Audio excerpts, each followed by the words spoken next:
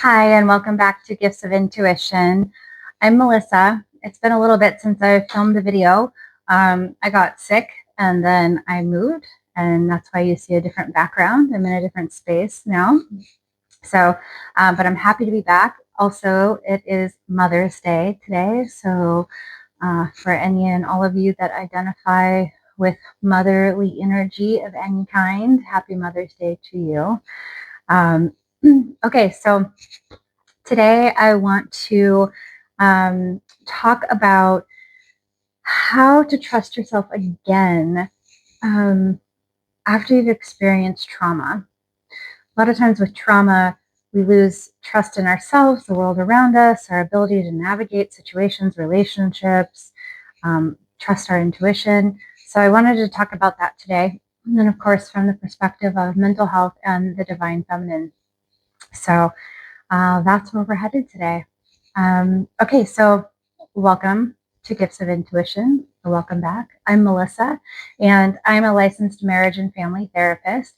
And here we talk about mental health and the divine feminine on various topics pertaining to women, women's issues, motherhood, getting older, whatever it is. Okay, so we're going to be talking about, like I said, coming back to trusting yourself again. And this is a quiet struggle that a lot of women have and don't really know how to talk about, or don't feel like they can talk about, because basically to say that you don't trust yourself is to acknowledge broken confidence, a lack of connection. And well, if you want other people to trust you or take you seriously, I would imagine there would be a desire to not let people know that you're not even sure if you can trust you. So this is not a surface level confidence. This is more of that deep internal trust in yourself. And so that kind of trauma, especially if it's relational trauma, familial trauma, workplace trauma, as I talked about previously, any kind of trauma, these can really take that confidence, that trust, that deep trust from you. So if you've ever found yourself overthinking every decision that you make, or find that decision paralysis, just afraid to make a decision, or seeking constant reassurance, questioning your instincts, or feeling disconnected from your inner voice, this isn't because you're broken.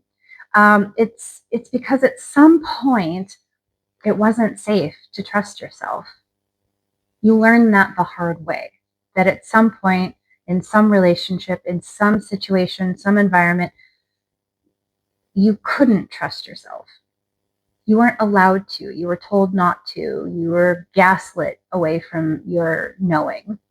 And so today we're going to gently begin the process of reclaiming that. So where I want to begin with this is why you lost that trust in yourself. Self-trust doesn't just disappear randomly. It's usually learned out of you, especially through experiences like trauma, like I've mentioned, gaslighting, invalidating relationships, whether those be friendships, romantic relationships, family, toxic work environments, like we talked about in a previous episode, or being punished for speaking up. All of these can equate to shutting down that inner knowing, that intuition, that part that is there to guide you. It's that you've lost connection with your guide, your inner guide. And so your brain adapts by saying, maybe I shouldn't trust my instincts because it hasn't been safe to. And so this is not a weakness, it's an adaptation. And we've talked about that before. A lot of the times we criticize ourselves or have shame for things we do or don't do because we think that there's some kind of flaw in our system. But really, these are things that developed because they needed to at a certain time. So what we're trying to do now is, assuming you're in a safer place or position or relationship or place in your life, my hope is that you're in a place where you can start to reconnect and that it is safe to trust your intuition, that the consequences won't be so great as maybe they once were when you were in those problematic situations.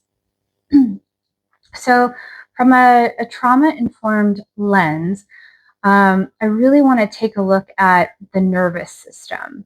Self-trust is deeply connected to our nervous system.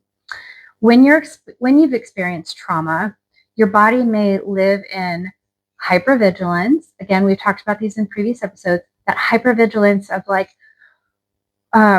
what if I get it wrong when I make a decision or I make a move? And then anxiety. I need to be certain before I act. And the reality is, nothing in life is really all that certain. There are things that we can look forward to, expect, predict to some extent, but truly nothing is all that certain.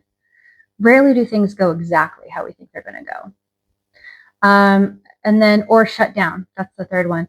And that's like, I can't even access what I feel. Like I'm so shut down in that communication from my mind and my body that I don't even know what's up. I don't even know where to go from here. It's just shutting down. I can't communicate with my brain, my body. It's all misfiring. So when people say, just trust yourself, it's like, what is that? How do I do that? That can feel impossible. And that's because your body is still asking, am I safe to do that? Is it safe? Can we be trusted right now to do that? And if you've been in any sort of trauma, you know what I'm talking about. It's just really hard to feel like it's okay to make a decision if a decision has led you astray in the past with, big consequences. So rebuilding self-trust isn't just a cognitive effort. It's somatic, meaning it's that connection with your body. It's listening to your body. It's asking parts of your body to speak up and then listen to them. It's about helping your body relearn safety. So the divine feminine teaches us that your intuition, your inner knowing, your emotional wisdom, your embodied truth are key components of the divine feminine and that strength and that connection that we need to be able to navigate our lives in a way that feels safe and confident. But many of us were taught to disconnect from this. We were taught to prioritize logic over intuition, be agreeable instead of authentic, seek validation instead of self-trust. That divine feminine is whispering, you already know. Your body holds the wisdom. You don't need permission to trust yourself. Rebuilding self-trust is really about coming back to the relationships in your life, the relationship with yourself, and the relationship to that divine feminine desire to be nurtured, to nurture, to receive, to trust, and to live amongst others in a safe, cohesive way. So how do you trust yourself again? Well, here are some practical steps that I've got for you today. So where I'm coming at with these steps is an idea of how we rebuild. So building blocks here. Okay, so we're going to rebuild trust gently but sustainably. Okay, so the first step is small. Start small, micro steps, micro trust. So don't begin with life-altering decisions. Let's not make any big, major life-changing decisions right now when we're in this stage. This is little stuff. This is little stuff that is seemingly unimportant, but it's where we're going to build from, okay? So it's as simple as, what do I want to eat? And that looks like not asking other people what they want to eat, or when somebody asks you what you want to eat, like, oh, I don't know, I don't care, I could go with anything. It's actually asking yourself, like, what do I want? What do I feel like today? What does sound good to me? And then, do I feel like resting or moving today? Rather than, well, I have to work out because of this objective or goal or agenda, or I have to sleep because I blah, blah, blah, blah, blah, whatever. It's, what do I feel like doing? Whether or not you're able to in that moment get that exercise or that rest, just really checking in. What do I feel like? Do I feel like I could use a nap? Like that would be good for me? And then maybe see, do I have the time for it? And then do I feel like moving? Well, what kind of movement do I feel like doing? Is it a run, or is it more of like some light yoga? What is it? What does my body desire right now? Just checking in with very simple questions like that. And then you can decide to follow through and how you follow through. Self-trust is built through kept promises to yourself. So we want to make small, doable promises that are really simple for you to follow through on so that you don't let yourself down. Okay? Okay. Number 2 is validate your inner experience. So even if you're unsure what's true externally, I want you to practice saying, this is how I feel, and that matters. It may not be the only thing that matters and whatever. I don't care about that. Just for now, like, acknowledge what you feel, and that does matter. So this is how I feel, and it does matter. You're rebuilding the belief that your internal world is valid. Is it the only valid experience in a room? No, but it is valid. I just don't want you to get into that thinking, and maybe you already are, that because somebody else's experience is valid, yours is not. Yours can be valid too. It's your experience. It's your truth. Okay, so just acknowledging that what you feel is valid. The third one is track evidence of your intuition. So I want you to look back on moments when you had a gut feeling. You sensed something was off, and you were actually right. And you may be thinking, I think something's wrong all the time, but it's not a lot of the time. That is your nervous system misfiring, because you're in a state of hypervigilance and fear where you think danger is around every corner. This is a process of calming your brain and your body down so that you can get to that place of actually checking back to when your gut was a bit more accurate. This is Layla back here. Hi, Layla. But I want you to think back to those times where you've actually been right. You sensed something was wrong, or there was just something you didn't like about this person that just felt off or wrong. And later you found out, ooh, I saw them.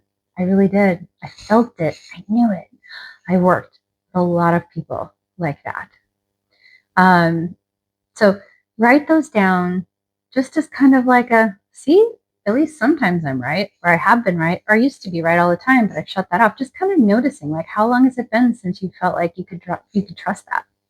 Your mind needs that evidence in this effort to rebuild trust in yourself. And then number 4, I want you to regulate before you decide. So what is that? Well, when you are dysregulated, everything feels urgent.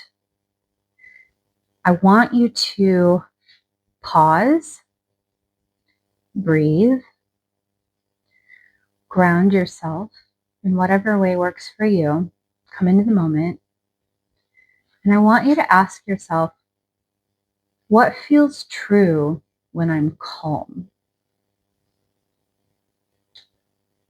I really encourage a lot of my clients to do work like this, because in that miscommunication of those gut feelings and those intuitions that feel like more like trauma responses than our true intuition, yeah, everything feels like you can't trust it. Everything's misfiring. It can feel like I need to do this now. I need to act on this. I need to jump because my brain says jump. And it's like, okay, you can jump. But let's take a moment, come into your body, take some breath, and just pause for a little while. Calm your body as much as you can. And feel into whether or not it is as urgent as it seems. I remind a lot of my clients, you can put something off for 5 minutes. You can put something off for 10 minutes. You can tell yourself, okay, if I still really feel like I need to do this in an hour, I'll do it. Or maybe I'll sleep on it and come back tomorrow and then do it. If I still feel like in that moment when I wake up that I still need to do it, I can choose to do it. But really coming back into a not telling myself no or that I can't do it, but really letting myself see, is that urgency because it is urgent, or is that a trauma response of that like fight or flight situation where I have to fix it, I have to get to the bottom of it, I have to solve this problem or prevent this thing. Now, in a true emergency situation, please don't do that. Please take care of things. But I think you know what I'm talking about. In these situations where it's like, I've got to send that text or that email, it's like, ooh, those can get you in trouble. So just like sit with that, pause before you start typing or send anything to other people, or I have to run out and go do this thing, and it's like, okay, maybe you do legitimately. I'm not saying you don't, but just like, let's pause. You maybe even be a safer driver if you calm yourself down and not go drive in that energy, right? So it's allowing your trust to grow in these regulated states and not from a place of panic. And then number 5, I want you to challenge that inner critic. Notice that voice that says, you're going to mess this up. You're going to make the wrong decision and you're going to mess this up. Or you don't know what you're doing. There are people in this world who will make you feel that way. I don't want you to be one of them. Okay? So that you don't know what you're doing voice, I want you to question that. I want you to ask, whose voice is this? Because often it's not yours. It may sound like yours. It may have even become yours, but it didn't start that way. Whose voice is that? Is it an actual person, or is it a system in which you lived or worked? Is it the community in which you belong or are accustomed to? Where does that come from?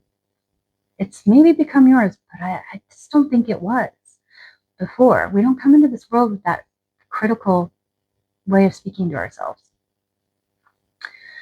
And then number 6, rebuild the body connection.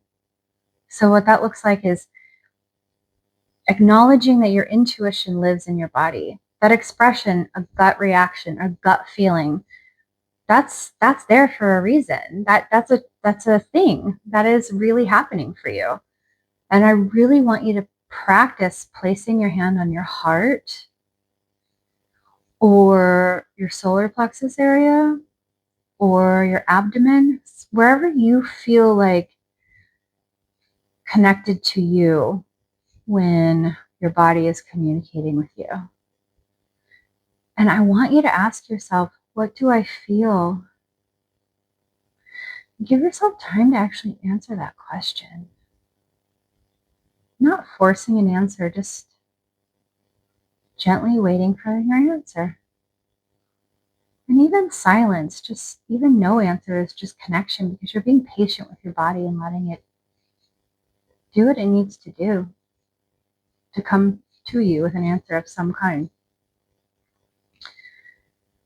Number 7 is setting boundaries, even small ones. Boundaries sound easier than they are, and I acknowledge that. So start with small boundaries. Every time you honor a boundary, you tell yourself, I've got you. And that builds trust faster than anything else.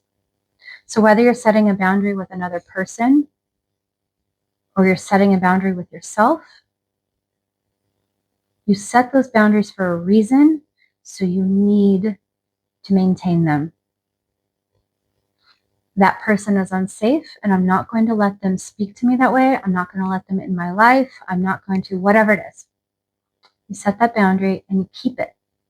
And the more you do that and you prove to yourself that you are trustworthy of protecting you, you will start to trust yourself. Same way with setting boundaries with yourself. Like, I don't know, even if it's a simple boundary, like I don't want to put it like, I don't know, what's coming to my mind is like a food thing, or like, I don't want to join the body shaming shit. So just some kind of like, I'm going to drink more water. There we go. I'm going to drink more water. Maybe you define how much more is the goal. Maybe you don't.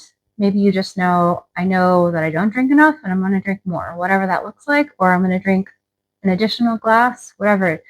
Drink that. And again, you're just showing your body, I'm setting this boundary of like, I want and need better hydration. I know it will be good for me, but I just keep not doing it. So my boundary is, instead of reaching for my coffee or my tea or which tea is not bad, but or soda or anything else, I'm going to first drink my glass of water and then I'll grab my coffee or my whatever, you know? So it's just little things like that, just doing kind things for yourself and your body. Those are boundaries that you are respecting as you set those goals for yourself. Okay, so next portion, I want to redefine confidence because I think it's often misunderstood. So confidence isn't, I'll always get it right. That's hubris, if anything, right? That's not confidence. Confidence is, I can handle it even if I get it wrong. It's like that, I'll cross that bridge when I get to it. I'm going to do the best I can with what I've got, what I know in this moment, and what comes of it, I'll handle that then, right? And so self-trust doesn't just mean certainty, because again, there's so very little of that in our lives in reality. It means self-loyalty. I'm sticking with me. This doesn't feel right for me. I'm going to stick with me on this one, you know? The divine feminine doesn't promise perfection, because what is that even? What the divine feminine promises is presence, truth, and the courage to return to yourself time and time again. Receiving truth and time and love and your presence with yourself. That's what the divine feminine wants for you. So to sort of start wrapping this up, if you've lost trust in yourself, I want you to know this. It makes sense, but it's not permanent, this loss of trust. It makes sense why it happened, okay? Your intuition is still there. Your inner voice is still there. I'm not talking about that critical one. I'm talking one that's truly you. Your knowing is still there. It may be quiet right now. The volume has been turned down. And maybe the volume's been turned up on that critical voice. And so it's so loud, but it doesn't make it more right. It's just louder. So we want to get to a place where we're turning the volume down on that critical voice so that that true inner voice, that inner knowing can be even heard before we even begin to turn it up even. So it may just be quiet right now, but with gentleness and patience and with intention, you can come back to yourself. And that is one of the most powerful forms of healing there is. Returning to you, trusting in yourself, being comfortable in your own skin, knowing your truth and defending it. If this resonated with you, feel free to, as always, like it, subscribe to my channel, and share this video or the channel in general with anyone you feel like this might be a helpful message for. My goal, as always, is to reach as many women as I can. I speak on so many other topics. I've done several motherhood videos. I'm doing some trauma stuff right now. I'm doing some mental health diagnosis specific stuff. I've got stuff for later life, like perimenopause, menopause coming up. I've got a few different topics. Just, whatever I feel like is pertinent, it becomes a topic. So, as always, trust your intuition. Thank you for joining me again. And I would love to hear from you in the comments if there's anything in particular that you would like to hear from me, or if there's anything that you feel resonated with you or you'd like to share about this topic. I'd love to read it. So thank you for being here again, and I'll see you real soon. Okay, bye-bye.